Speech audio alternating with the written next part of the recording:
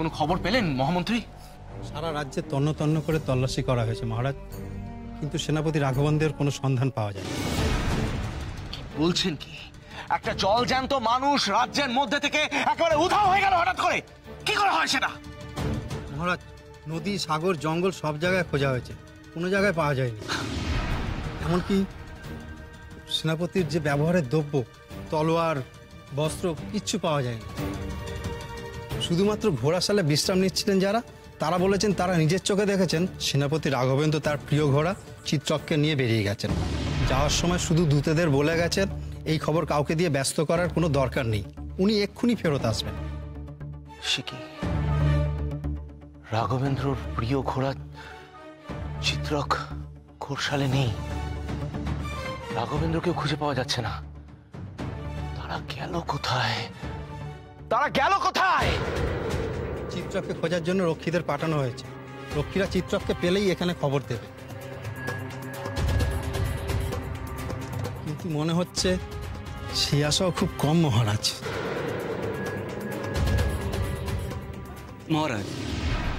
মহারাজ এই লগ্নের মধ্যে বিবাহ সম্পন্ন না হলে রাজকন্যা সারা জীবন কুমারী থাকবেন। লগ্নভ্রষ্টা কন্যার শাস্ত্র মতে বিবাহ হওয়া সম্ভব নয়।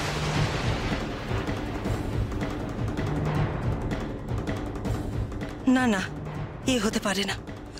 আমার ছেলের জন্য লগ্নভ্রষ্টা হয়ে জীবন কাটাতে পারে না পারুল।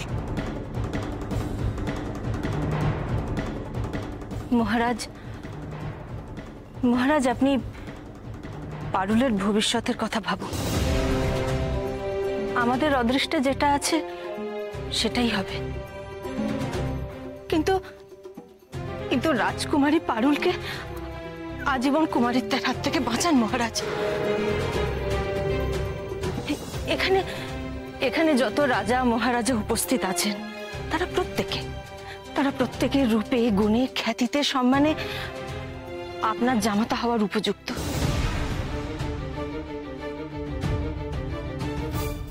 লগ্ন পেরিয়ে যাওয়ার আগে, এনারা সবাই ফিরে যাওয়ার আগে এনাদের মধ্য থেকে কাউকে পারুলের পানি গ্রহণ করতে আপনি অনুরোধ করুন। ভেবে দেখুন মহারাজ, ভালো করে ভেবে দেখুন। লগ্ন অতিক্রান্ত হলে কিন্তু পারুলকে সারা জীবন অনড়া থেকে যেতে হবে, আর সেটা আমরা কেউই দেখতে পারবো না।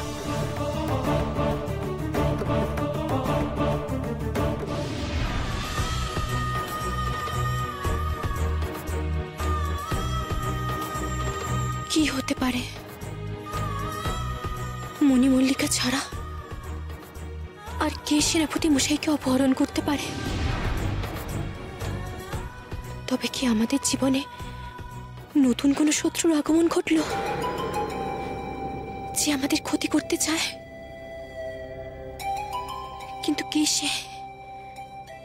তাহলে কি তুষাররাজ নক্ষত্রজ্যোতি? আমাকে বিয়ে করতে চেয়েছিলেন তিনি।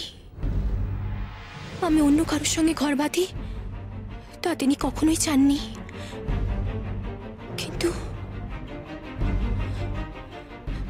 না না, যতই হোক রাজা নক্ষত্রজ্যোতি একজন রাজা, বীর যোদ্ধা। তিনি যা করার সামনাসামনি করবেন। এইভাবে গোপনে আমাকে আর সেনাপতি মশাইকে আলাদা করতে চাইবেন না। তাহলে আর কে আছে?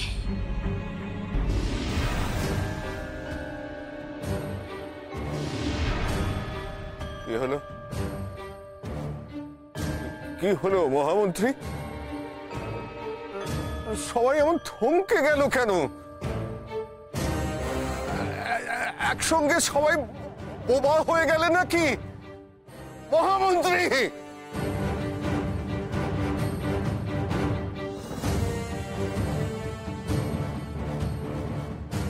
মহামন্ত্রী কোথায় গেল? এই তো কিছুক্ষণ আগেই ছিল, কত কথা বলল, এখন কারো কোনো বার্তা নেই। কোথায় গেল মহামন্ত্রী? সেনাপতি, সেনাপতি, আরে সেনাপতি কোথায় গেলেন? আমার কথা কি শুনতে পাচ্ছ? আরে কে আছো রাজসভায়? এত ডাকছি, আমার কথা কেউ শুনতে পাচ্ছ না? জয় মহারাজ চন্দ্রাদিত্যের জয়! জয় অচিনপুরের মহারাজ চন্দ্রাদিত্যের জয়! কি হলো মহামন্ত্রী? এরা আমার চাঁদের নামে জয়ধ্বনি দিচ্ছে কেন? এক আশ্চর্য ঘটনা ঘটেছে রাজপিতা। আমাদের মহারাজ চন্দ্রাদিত্য ফিরে এসেছেন।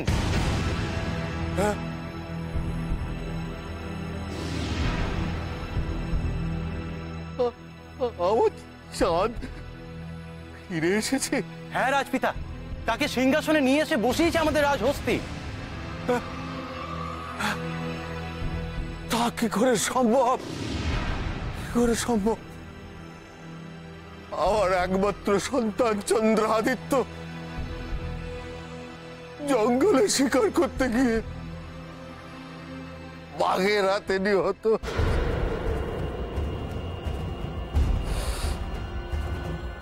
রক্ত মাখা পোশাকও পাওয়া গেছে।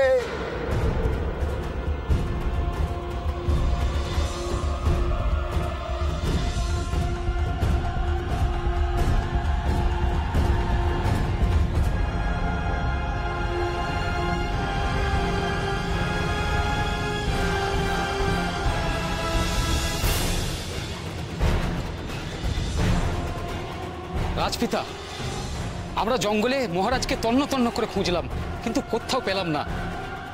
তবে তবে তার এই রক্তমাখা পোশাকগুলো পড়েছিল জঙ্গলের এক ধারে। কিন্তু তার মরদেহ তো পাওয়া যায়নি রাজপিতা। নিশ্চয়ই নিশ্চয়ই আমাদের কোনো ভুল হয়েছিল। হয়তো মহারাজ চন্দ্রদিত্য কোনোভাবে বেঁচে গিয়েছিলেন, তাই তাকে রাজহস্তি কোনোভাবে খুঁজে পেয়েছে।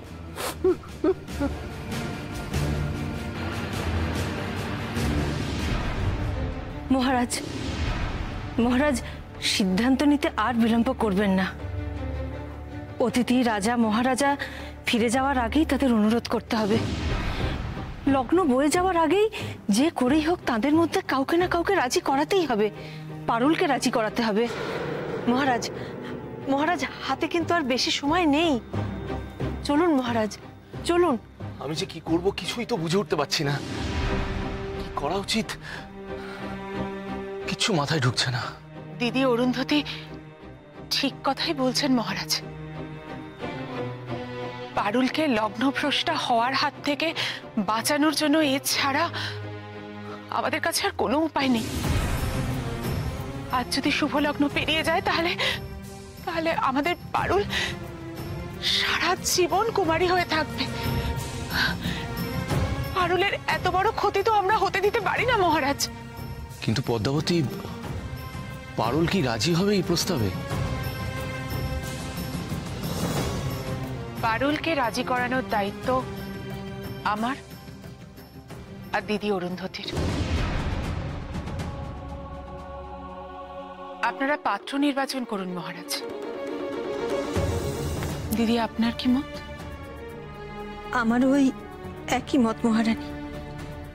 পারুল তো আমাদের সবারই খুব প্রিয়।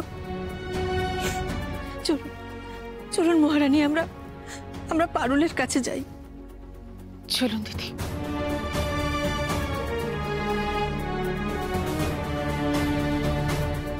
চলুন মহারাজ। ওই যে উনি যে মাঝখানে আছেন, উনি হলেন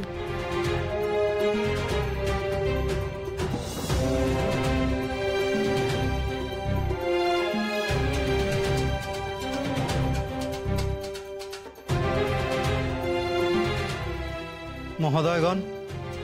আপনাদের কাছে কিছুই আজ অজ্ঞাত নয়। আজ সূর্যনগরের ওপর দিয়ে বড় একটা ঝড় বয়ে গেছে। আমাদের রাজকন্যা, তার উপর দিয়েও ঝড় বয়ে গেছে। আপনারা এই মতো অবস্থায় দয়া করে রাজকুমারীর পানি গ্রহণ করে তাকে লগ্নভ্রষ্টা হওয়ার হাত থেকে রক্ষা করুন।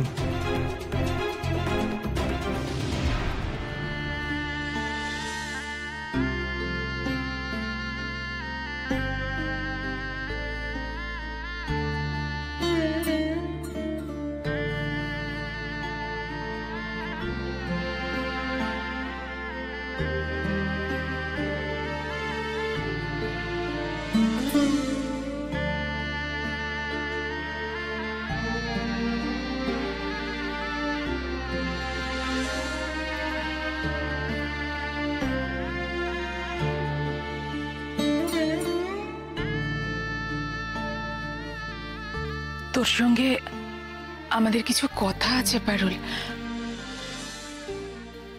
আমার সঙ্গে চল। এই সময় মা আমাকে কোথায় যেতে বলছে?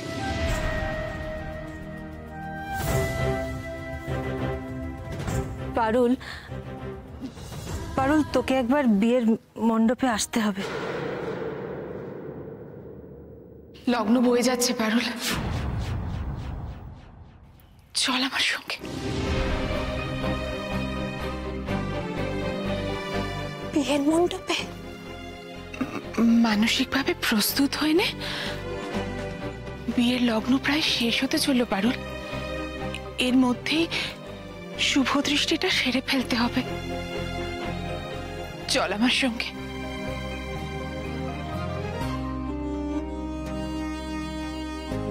তার মানে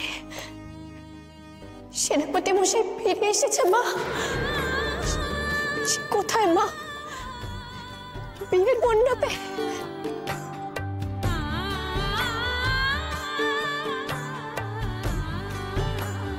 কি হয়েছিল তার?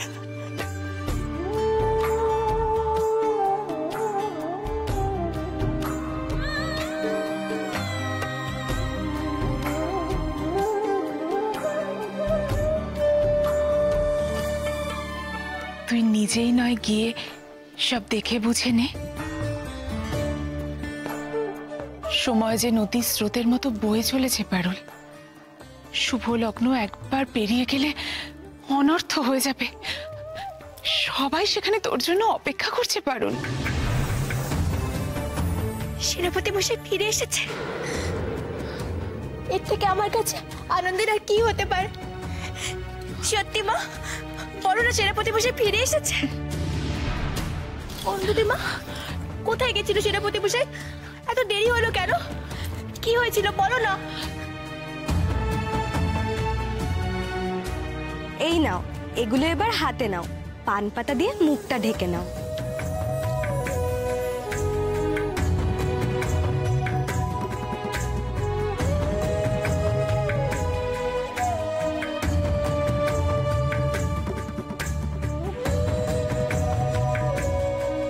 কোথায় চলে গেছিলে হঠাৎ সেনাপতি মশাই? কেনই বা গিয়েছিলে? আমার জন্য উপহার কি পরে আনা যেত না? আর ফিরতে তার এত দেরি বা হলো কেন? সে কি জানতো না আমাদের বিয়ের লগ্ন কখন? মাঝখান থেকে কত কাণ্ডই না ঘটে গেল। সেনাপতি মশাইকে নিজের চোখে না দেখা পর্যন্ত কিছুতেই শান্তি পাবো না আমি।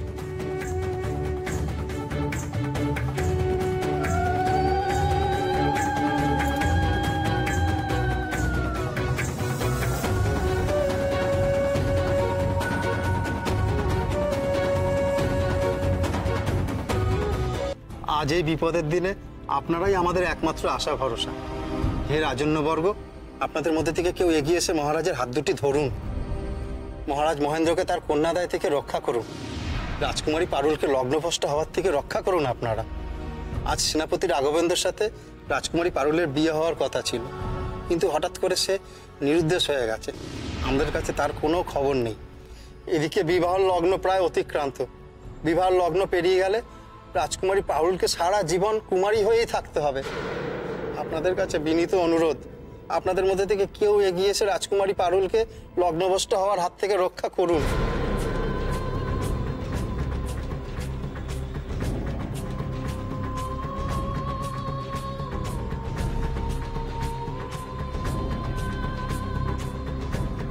মহারাজ, আমি রাজকুমারী পারুলকে বিবাহ করতে প্রস্তুত।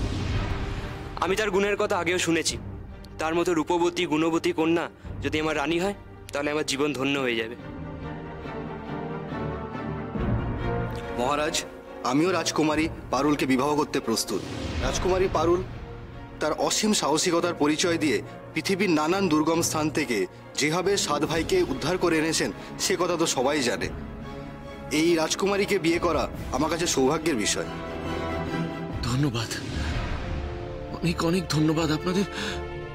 কি বলেছে ধন্যবাদ জানাবো তার জন্য আমার মুখে ভাষা নেই। আপনাদের মধ্যে যে... দাঁড়ান মহারাজ, আমিও রাজকুমারী পারুলকে বিবাহ করতে আগ্রহী। রাজকুমারী পারুলের বুদ্ধি ও বিচক্ষণতার জুড়ি মেলা ভার, আর তাছাড়া তাকে জীবনসঙ্গী হিসেবে পাওয়া তো আমার পরম সৌভাগ্যের।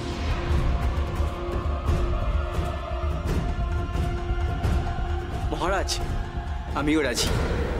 আমিও রাজকন্যা পারুলের পাণিগ্রহণে আগ্রহী। এবার আপনি সিদ্ধান্ত নিন, আপনি আমাদের মধ্যে কার হাতে কন্যা সম্প্রদান করবেন।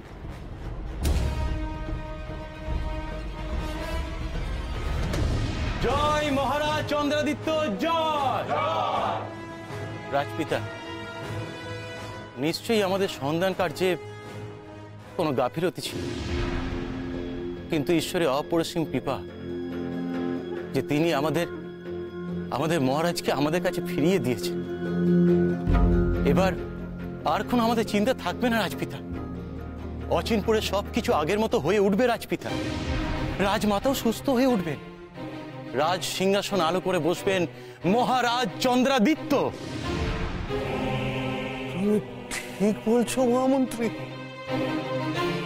তোমার কথা বিশ্বাস করতে মন চাইছে, কিন্তু সাহস পাচ্ছি না। মনে হচ্ছে আমি কেবল স্বপ্ন দেখছি, স্বপ্ন, অলিক স্বপ্ন। সেসব থেকে মানুষ সুখ আর সুখ। ঘুম ভেঙে গেলে সে স্বপ্ন যে ভেঙে চুরমার হয়ে যাবে মহামন্ত্রী। এ কোনো স্বপ্ন নয় রাজপিতা। মহারাজাকে চিনতে কি আমাদের ভুল হতে পারে? আপনি বলুন, শুনতে পাচ্ছেন না প্রজারা তাদের প্রিয় রাজাকে পেয়ে কেমন প্রবল উৎসাহে জয়ধ্বনি দিচ্ছে? অবিকল সেই মুখ, সেই চেহারা। না না, এ আমাদেরই মহারাজা, তাছাড়া কেউ হতে পারে না। আমি অন্ধ মানুষ মহামন্ত্রী, আমার সন্তানের মুখ দেখা আমার কপালে নেই। আমার স্নেহ ভুবুক্ষু হৃদয়ের হাহাকার প্রতিনিয়ত প্রতিধ্বনিত হচ্ছে, কিন্তু আমি তো তাকে ছুঁয়ে দেখতে চাই। একবার ছুঁয়ে দেখলে অন্তত তো একটু স্পর্শ সুখ অনুভব করতে পারবো মহামন্ত্রী। আমাকে নিয়ে চলো, নিয়ে চলো মহামন্ত্রী, আমাকে নিয়ে চলো।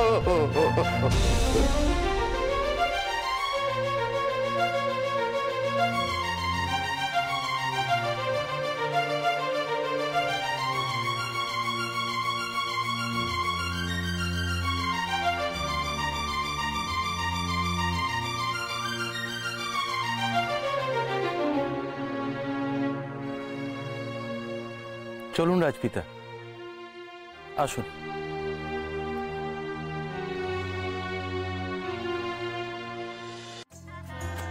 এসো এসো, এখানে।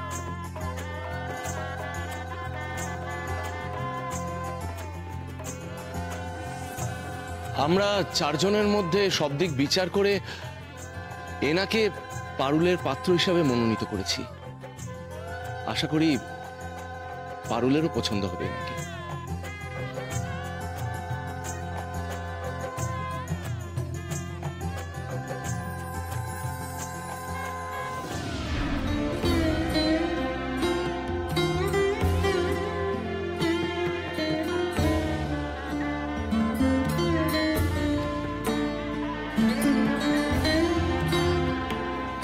এবার পান পাতা ছড়িয়ে শুভ দৃষ্টি করুন রাজকুমারী, তারপর মালা দেবে।